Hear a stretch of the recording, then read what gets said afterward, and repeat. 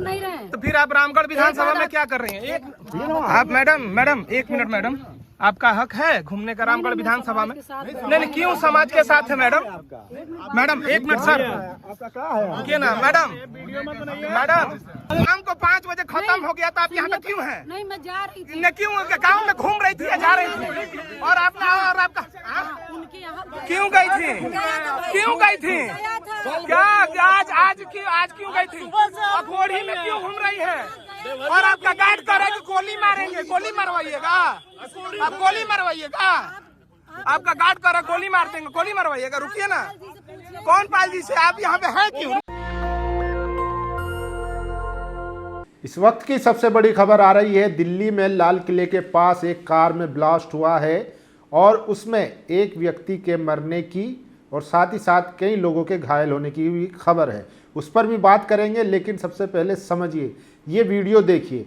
ये वीडियो बिहार की है। बिहार में कल मतदान होना है और किस तरीके से खुलेआम बीजेपी के कार्यकर्ता और बीजेपी की विधायक कैसे पैसे बांट रही हैं, प्रलोभन दे रही हैं। तो देखिए, आपको समझना होगा, जो तेजस्वी यादव, पवन खेरा लगातार वोट चोरी का आरोप लगा रहे हैं कि बिहार में अमित शाह जो है बड़े बड़े अधिकारियों से होटल में मिल रहे हैं।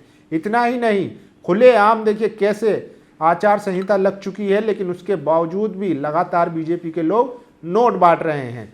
तो आपको समझना होगा कि लोकतंत्र को किस तरीके से चुराया जा रहा है। तो इसी पर बात करेंगे। देखिए, बिहार में प्रचार खत्म होने के बाद वोटिंग के ठीक पहले बीजेपी समर्थक विधायक पूजा पाल रामगढ़ विधानसभा में चुनाव प्रचार कर रही हैं। विरोध करने पर मोबाइल छीन रही है। चुनाव आयोग अगर जिंदा है तो इन पर कार्रवाई करें।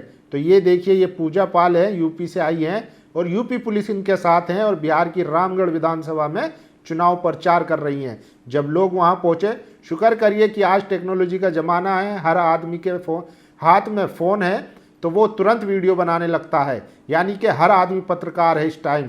तो इसलिए इनका स्टिंग ऑपरेशन हो गया और ये रंगे हाथों पकड़ी गई हैं। और फिर कहने लगी, जब पकड़ी गई कैमरे पे, तो कि हम हमारे रिश्तेदार हैं, उनसे मिलने आए थे, तो फिर आप फ़ोन क्यों छीन रही हैं? तो सबसे बड़ा सवाल यही है।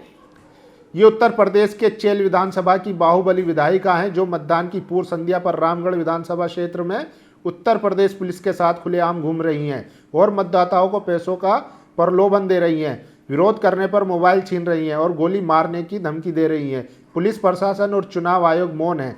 सबसे महत्वपूर्ण प्रश्न ये है कि जब चुनाव प्रचार कल शाम 5 बजे आधिकारिक रूप से समाप्त हो चुका है, तो उत्तर प्रदेश की एक विधायक बिहार के रामगढ़ विधानसभा क्षेत्र में कैसे सक्रिय हैं?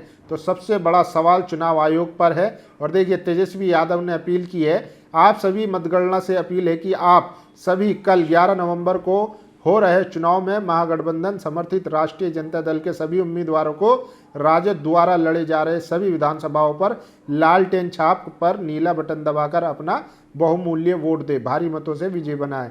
तो तेजस्वी यादव ने अपील की। और देखिए, जिस तरीके से मुकेश सहनी को लेकर सूत्रों के हवाले से खबरें चलाई जा रही थी, अब मुकेश सहनी कह रहे हैं कि हम आप पर जूता चलाएंगे और केस भी करेंगे। मैंने कल ही लिखा था कि बीजेपी अपने समर्थित तथा कथित पत्रकारों के माध्यम से आदरणीय सनोफ मल्ला मुकेश सहनी जी को बदनाम करने का काम किया। इसमें न्यूज़ 18 बिहार जैसे चैनल भी शामिल है। आज मुकेश सहनी जी ठीक सवाल किए नेटवर्क 18 के पत्रकार से कि आपकी कोई जवाबदेही है कि नहीं। मैं कहता हूं, प्रधानमंत्री मेरे पार्टी में शामिल हो रहे हैं, ये खबर चलाएंगे। बीजेपी ने जिस तरह से पिछले विधानसभा चुनाव के बाद मुकेश सहनी जी की पार्टी को खत्म करने की कोशिश की, एक अति पिछड़ा के बेटे की राजनीतिक हत्या करने की कोशिश की, उनको कतई नहीं बर्दाश्त है कि अति पिछड़े का बेटा, मल्लाह का बेटा बिहार का उप मुख्यमंत्री बने। बीजेपी और उसके समर्थित पत्रकार की चमड़ी की तरह मोटे हैं, ठीक है, ये सब के सब पिछड़ा, दलित, अति पिछड़ा विरोधी हैं। मुझे उम्मीद है कि मुकेश सहनी जी के इस अपमान का बदला बिहार की जनता सहनी समाज कल होने वाले 122 सीटों के चुनाव में वोट से देगी। जय तेजस्वी, जय मुकेश सहनी, तेजस्वी। तो देखिए, मुकेश सहनी को लेकर जो खबरें चलाई जा रही थी, उसको लेकर अब मुकेश सहनी ने करारा जवाब दिया। और ये देखिए, चिरैया विधानसभा में बिहार में बीजेपी प्रत्याशी लाल बाबू प्रसाद गुप्ता खुलेआम नकद बांटते हुए कैमरे में कैद हुए हैं। इलेक्शन कमीशन ऑफ इंडिया, क्या आप इस वीडियो की जांच करेंगे?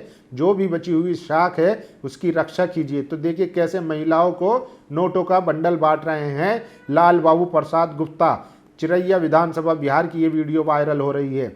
और ये देखिए, सबसे आखिर में दिल्ली के लाल किले के पास एक बड़ा धमाका हुआ है। मामला बहुत गंभीर लग रहा है और वहाँ पर खबर आ रही है कि एक व्यक्ति के मृत होने की और साथ ही साथ कई लोगों के घायल होने की।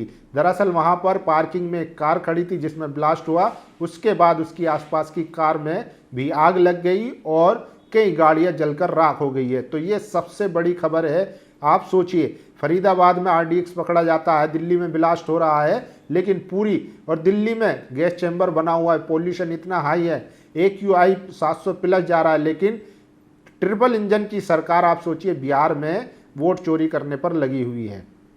तो ये देखिए, और ये देखिए लास्ट में खेसारी लाल यादव इस चुनाव में सबसे तेज तर्रार नेता बनकर उभरे हैं। आप सोचिए, उन्हीं के सहपाठी, उन्हीं के कलीग जो भोजपुरी फिल्म में इनके साथ काम करते थे, उन्होंने किस हद तक इनको बेइज्जत और अपमान करने का काम किया, झूठी अफवाहें की, क्या क्या नहीं कहा, लेकिन उसके बावजूद भी जिस तरीके से खेसारी लाल ने उनको जवाब दिया है वो देखने लायक है। देखिए, पत्रकार पूछते हैं, पवन सिंह कह रहे हैं वो सस्ता नशा करता है, यानी खेसारी लाल यादव को कह रहे हैं। खेसारी लाल यादव का जवाब सुनिए, मैं गरीब हूं ना यार, मैं बीड़ी पी के काम चलाता हूं, लेकिन लोगों का खून तो नहीं चूसता हूं ना। लगता है सच में चारों को पागल बना के ही छोड़ेगा खेसारी। तो खेसारी लाल यादव जिस तरीके से हाजिर जवाब हैं वो इस चुनाव में सबको चौंका गया, क्योंकि लगातार उन पर हमले हो रहे थे। उनकी पर्सनल लाइफ हो, खेसारी लाल यादव के मुंबई में जो एक मकान बना हुआ था वहां पर BMC ने नोटिस देकर उनके घर पर बुलडोजर चलाने का काम किया है। तो आप सोचिए कि अगर आप राजनीति में जा रहे हैं और बीजेपी में नहीं जा रहे हैं तो फिर आपके साथ क्या क्या हो सकता है। बाकी कल वोटिंग होनी है विधानसभा की, और आप सोचिए कि नोट बांटे जा रहे हैं, जबकि आचार संहिता लग चुकी है, लेकिन चुनाव आयोग खामोश है। लोग अब कह रहे हैं कि बिहार में चुनाव आयोग की मौत हो चुकी है, क्योंकि जिस तरीके से खुलेआम वहां पर धांधली हो रही है, उसके बावजूद भी खबरें आ रही कई विधानसभाओं से स्ट्रांग रूम के कैमरे बंद कर दिए गए।